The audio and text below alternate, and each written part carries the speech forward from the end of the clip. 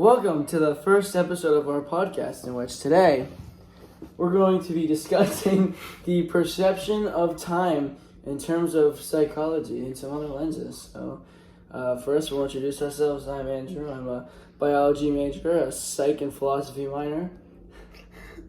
Hello. We're talking to each other. I'm Mark. I'm a criminology major, statistics minor.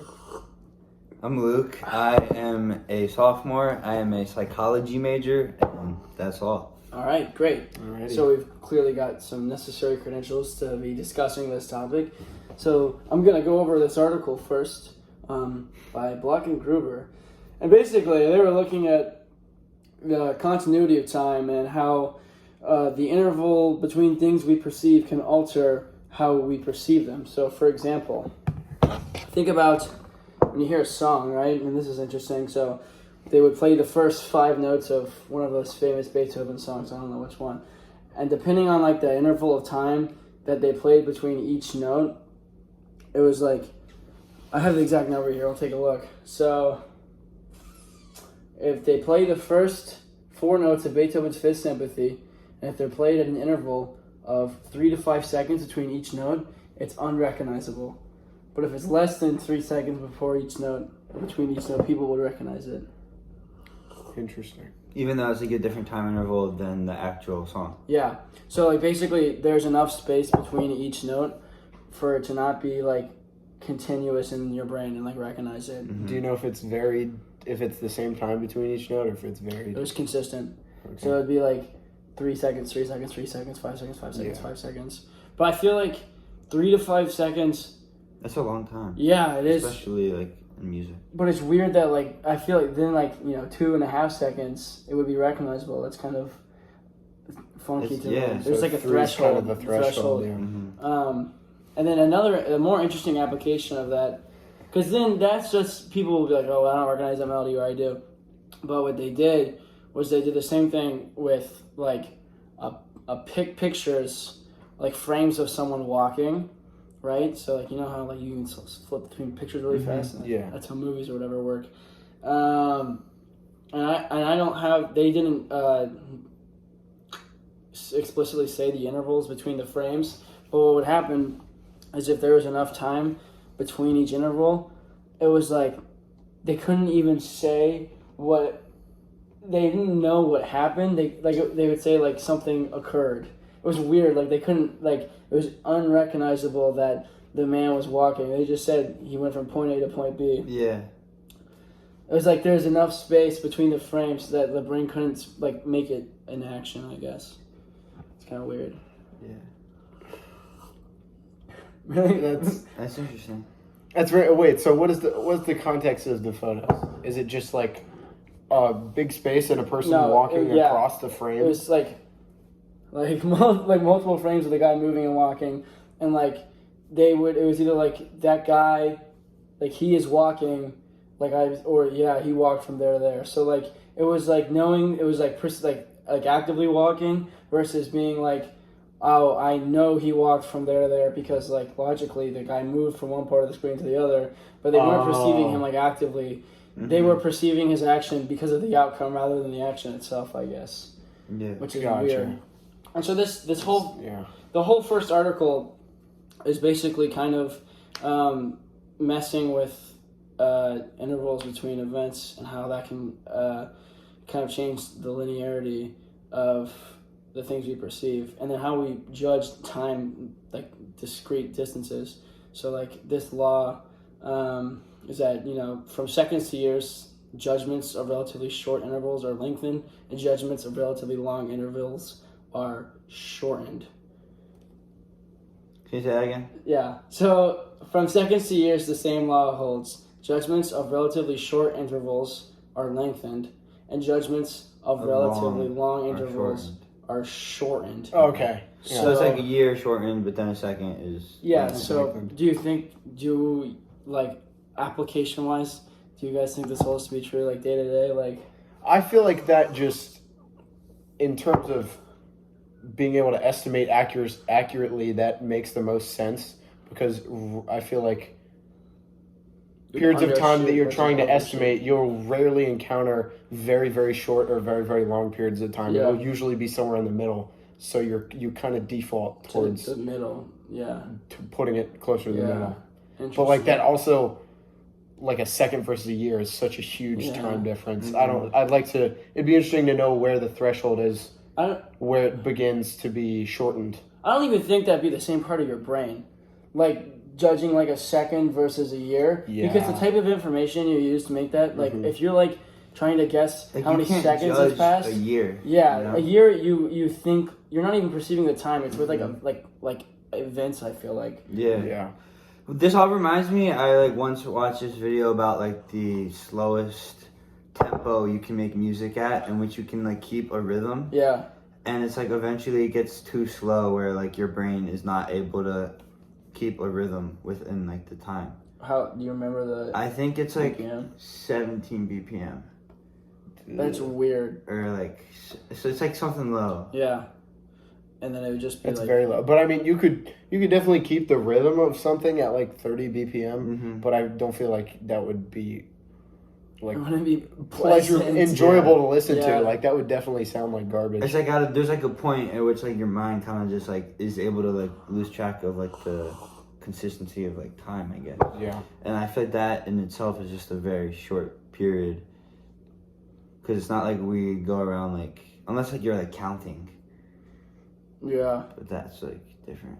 How do you feel about I think you do like this question. So like the flow of time is perceived by humans as a succession of events that proceed in a constant order, one event after another, much like a river. So like the fact that we like perceive time linearly, like I don't even know how else we could perceive time. Yeah, I was gonna say as Yeah, I mean- opposed to what? Have you guys seen Arrival? Is that the one with the aliens and they? Yeah, I and don't remember they- how it ends, but I know there's a twist with time. Oh, Yeah, so it's like the aliens, they don't perceive time like that. Like it's like in a circle. they can perceive see time, like- everything. yeah, and that's how they. and that's how their language like is Yeah. like structured that way. And so it's like weird. Have you guys- have y'all read Slaughterhouse Like 5? that. Oh, so like it's like this guy. He's like a veteran, I think, in Vietnam, and in order to like cope with it, this is all made up. This is Kurt Vonnegut. The guy like comes up with a story about being kidnapped by aliens that like don't seem time linearly, in order to like cope with the fact that he's like gone through something horrible. It's really interesting. Yeah. And like they talk about like the way humans see time. It's like we're on like a monorail, like moving across the mountain, and like we have to look through like a little tube, and we're like limited to like just perceiving. I don't know, like I don't know anything about physics but like it seems like it could be one of those things where it's like the only reason we can't think of any other way to perceive time is because we're stuck in it. We've never It's been because like introduced we're to within way. that dimension. Like that's Yeah. how we live. It's like how like if you're like living in two dimensions, like you can't perceive outside yeah. of like there being like more than like just a line in front of you. Like some animals can see more colors and stuff, you know. Mm-hmm. Same vibes. So do you think there's a possibility for like beings to perceive time in a non-linear context? I think so. I don't. Like, what does it even Like, mean? I don't think that's a I don't point. think I don't we think could that's a do point that. that humans could evolve to. Like I don't think humans could ever do that. But I think, I mean, I don't even know what that means. Like like it's so hard to think about. like if you could, I feel like if you could see in 4 dimensions, then you would be able to view time as not linear. Yeah, but it's like What is the are fourth? Like, the fourth dimension? It would be considered time. Well, doesn't Like like time? gravity. Isn't there like what were we talking about with Time and gravity. Because time and Relate gravity to are each other. linked together with each other. Where like an interstellar, yeah, and that's why Yeah. when you're in a black hole. the event horizon? If you're in the center of like a black hole, there's no time because it's just all That's so turned whack. into like gravity. So the fact that It's time weird. is like altered like that is what makes me think that it's possible to perceive it like non-linearly. That it can that it's got a physical connection, like It does have it, yeah. which is so weird. But yeah, I just don't know if that's a thing that like we're capable of. No, I getting know. past. Yeah, I'm not talking about us specifically, but yeah. like if there are like higher dimensional beings. Yeah. That's how they would live. Like they'd be different every time. And like we wouldn't know what it would be like because like we wouldn't be able to see past what. Yeah. So would we just perceive a 4-dimensional being as a 3-dimensional one that looks kind of funny, or like? No. Or would you even be able to perceive I don't it? know. I feel like. No, this is just purely You would see, like, metaphysical stuff. Yeah. It'd just be like an energy orb. It would be. It would like communicate telepathically. I mean, it would be able to like time travel. Would it, or would it be in all times at once, and then just be able to like move its consciousness from time to time? I don't know. Like what it does. I feel what like, it does. I feel like it would just be able to like go anywhere it wanted at any time or place. I don't. Like I you feel know like how it's like already we can there, go to though. any 3-dimensional position Yeah. they wanted. They could go to any 4-dimensional position they wanted. Oh. So it's like they'd be able to go any place at any time. Yeah. Like we're stuck to the time Yeah. in which we live. So is that what many religions consider their God to be? Just a 4-dimensional being that's everywhere. Yeah, that's like omnipresence. Yeah. Omnipresence and omnipotence, right? Yeah. Because it's all knowing, which would make, well, Would a 4-dimensional being be all knowing? Yeah, because like not necessarily. because technically it wouldn't like I guess like wouldn't a 4-dimensional being have its own time? Yeah. Would it though? Oh, Because it could. Yeah, because our time is 3-dimensional. Yo. So 4-dimensional time is something that we can't perceive. Because like But they would have it. So that implies the existence of 5th-dimensional time. yeah. It just keeps going and going and going. Oh my gosh. Well, that brings us to our second article, and this is actually I proposed this idea for a study.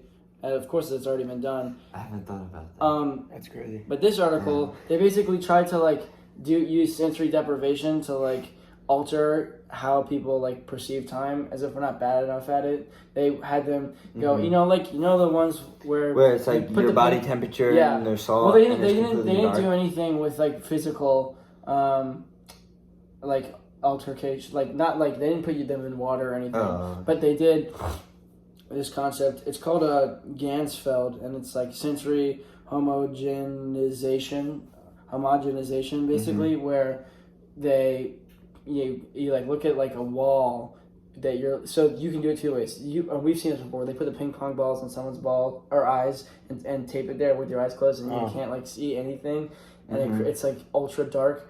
But that doesn't work as well as like projecting a color onto a wall that you're like 3 or 4 feet away from, and then like You can't see anything else. you can't see anything other than this color. So what they did, the session included white colored, white. I can't read what this is.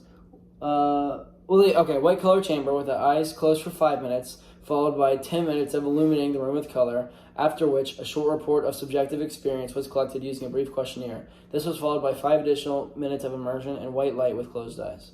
So, and basically, I guess they did have their eyes closed. No. They did 10 minutes with their eyes open, but you can, you close your eyes, you can still see the light around you.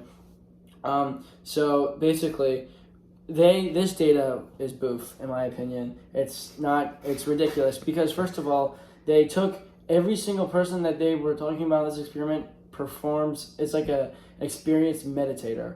So, and so they did that because they wanted to, look, because those would be people that be good at like keeping track of time.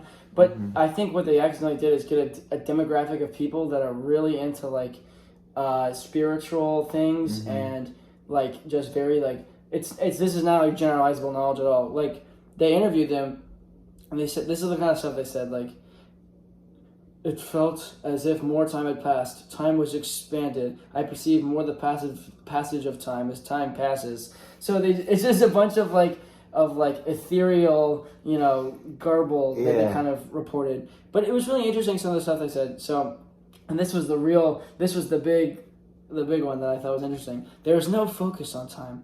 The time dimension lost its meaning and significance. So when I hear that, it's like, yeah, clearly they had some like metaphysical dudes that are like really into meditation and stuff. But it is really interesting that I think that if you would put like even average Joe Schmo who's not into meditation into that context, they would say equally as weird things.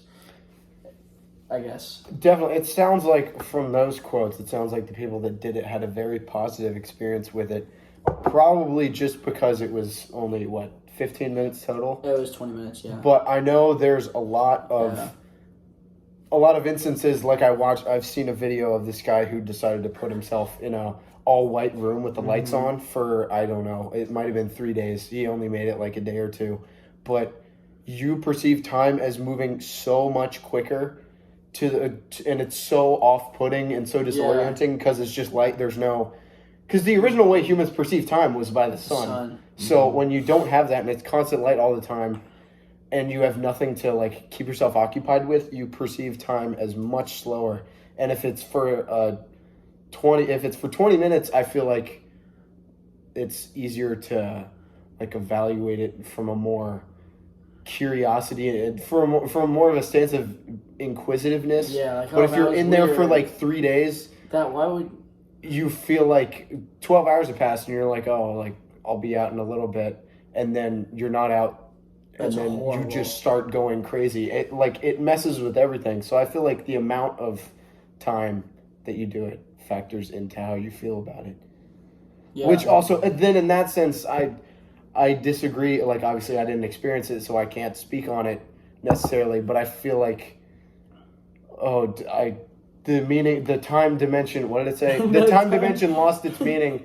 Okay, dude. Like, yeah. I don't Who's saying really. That? Yeah.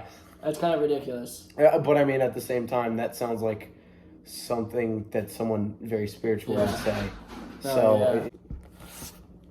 As we were saying, sorry for the disturbance. We were talking about how like it's easy to be like, oh, the time dimension lost its when you're only in there for like 20 minutes. Yeah. Or whatever. But I mean, it's not that it. I feel like it's not that it loses its meaning. It's that you lose your ability to give it meaning because you can't really perceive it when you're not. Which is, it's just like really interesting about like perception defining reality. Mm-hmm. Like the fact that your altered perception can so heavily. It's like discussing like the problem of consciousness and like the hard problem of consciousness. I don't know.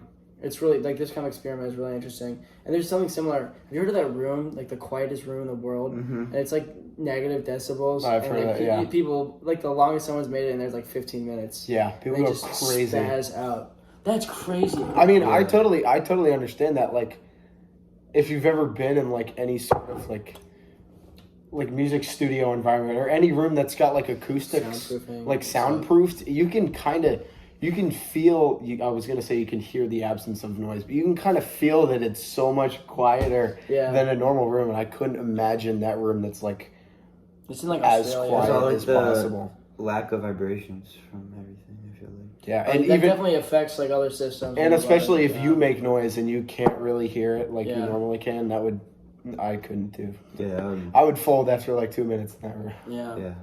It's so weird that.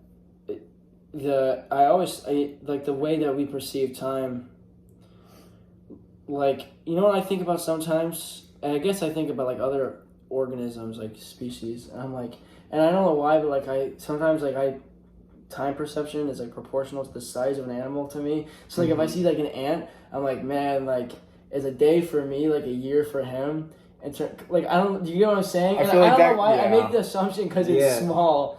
And, like, I assume that, like, time perception would be scaled down as well. But then there are some organisms, like a cricket lives for 3 days. Yeah, exactly. I was going to say, if something's lifespan on average is a lot lower than a human, does that mean they perceive it as those the lifetime that we perceive? But those organisms, I feel like, perceive time as a function of, like, utility. Whereas we kind of, our time perception is so much more, like, it's got so much more to do with like feeling and like, you know what I'm saying? Like, yeah, we have a different like you. Well, that's just because of how like humans are the only animal with morals, you know. But what about like dogs? You know how dogs get really sad when their owners are gone, and it feels like they've been gone away for like a lifetime. Yeah, I also feel like that's everything about that. That's weird. Yeah. But I mean, in terms of, I feel like the term dog years is used more to. I don't know. Yeah. That's not what I'm talking about. Yeah. Okay. I mean like the fact that like if a dog, if you go away for the day, your dog actually perceives it as like. I don't even know how they could calculate this. How do you know what a dog perceives? I don't think you do. Yeah, but maybe this was some bogus information, but like, I don't know. It's just weird to think about how like that's what if I were to do research on time perception, I would want to look at like I don't even know how you could like figure out how an animal perceives time. They've done stuff with like birds. I feel like like how like crows are kind of smart. Yeah. Have you ever heard about this? Like, yeah. No idea. I know they they've get done experimented on like out of birds like a lot, the most. I don't know. I don't know. I would like to do like cross-species research on time perception. Yeah. Like, what do you think? Like I feel like a bug. Does a bug even perceive time the way we do, or is all their functions like automated to the point where, like I feel like time perception goes hand in hand with like the ability to make decisions and free will. I would say bugs have free will, to an extent. I guess. But they're just so much more. Humans have free will. That's true. I feel like bugs definitely have free will, but bugs don't live in like as developed a society as we do. Like their job as a bug is purely to live. Yeah. And all you do, Isn't that our job, all though? you do as a bug all day is Like eat, promote Yeah. living. And like as an ant, you like go pick up the crumb, come back, and like build your anthill. But like we have so much more. There's so much more to a human's life than a bug's. So I guess I was thinking about like you brought up the whole thing about like bugs and dogs. Is like to like perceive something. Like would you say there has to be like a consciousness that perceives it? And like if like does a computer like because like computers are becoming so advanced like they can like perceive like almost all the things we can, if not more. But like does that really mean it's perceiving it? oh boy, Oh man, that's a tough one. Yeah, that's like the ability to like synthesize those perceptions into something with like a greater meaning, I guess. I don't even I mean just like to like it's just the ability to like prove consciousness, and it's like that's not something you can do. I don't think. yeah. Man, but I really want to know what an ant thinks about time. Man. Yeah. That'd be awesome. But like, I don't think an ant really thinks though. oh, an ant definitely thinks. I think an ant Just 'cause- I think an ant just does. I think an ant, it just has like send signals in its brain. It's It's like, pheromones. like think about how tiny his brain is. Like you see how tiny an ant is. Like how His tiny brain- Just do you 'cause think it's an small. ant's brain is? Like, do you think a whale thinks? Yes. A whale is a Because mammal. it's just because it's a mammal. bigger. Okay, It's- a great white shark. No, It's a fish, dude. It's a fish. It is a fish. don't. I know. You Fish don't have feelings. You Oh, I said thought- mammal, I thought so you were saying a great you white said shark mammal, was a so I mammal. proposed Yeah, fish, yeah, yeah. a big fish. That's true. Because I feel like the automatic assumption for something that's really, really small is no. that little stupid thing doesn't think. Like, it's an ant. How could it think? I think it's mammals is the difference. I think bumblebees think. No, they don't. Why? Based off of The what? bee movie. That and, no, just like they were, like a beehive has so much more function to it. But they all have one specific little job. They're all like little robots. Yeah, but how do they get assigned that job? I don't think a bee is born with the knowledge of its exact niche job. I think it is. Yeah. I disagree. Ants are the same thing.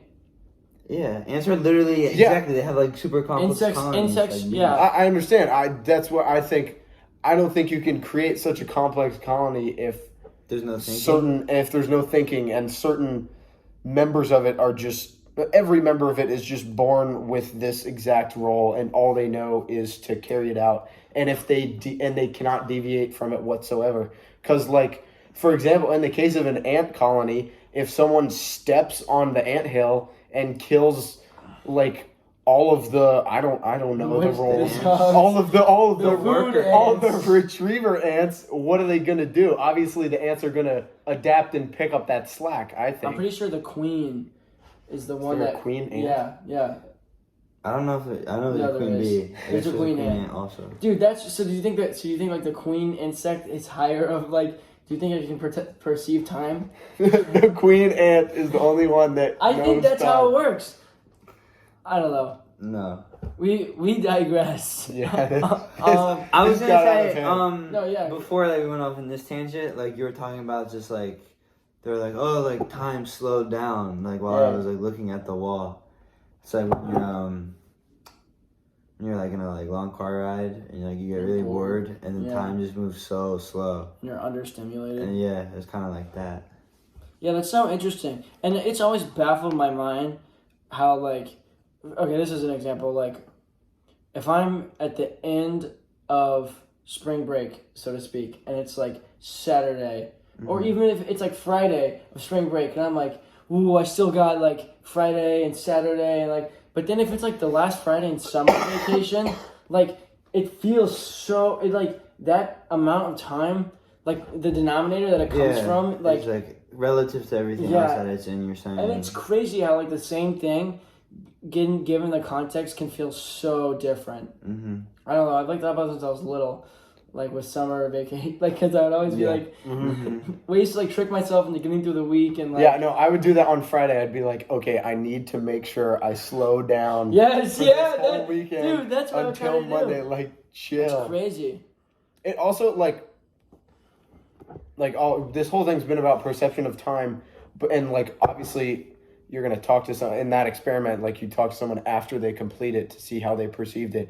I don't think anyone ever perceives the speed of time in the moment it's happening, which is kind of weird. It's always after the fact. It's like, whoa, that went by so fast. Or like if you're in a situation that was super boring, it was like, oh, that took forever. But it's never when you're in the moment that you're like, this is going by so quickly, which is really weird. It was interesting in the first article, and I don't have the data from the results because I didn't think it was as interesting. But they did, like, people's ability to guess how much time it like guess once you've hit 5 minutes, and then like also like a different group they like have them wait for 5 minutes and then say guess how long that was. And when you're actively trying to like guess, you're better at like getting the amount right versus when you're like passively. You're just doing something for 5 minutes, and they're like, how long was that? They have no idea.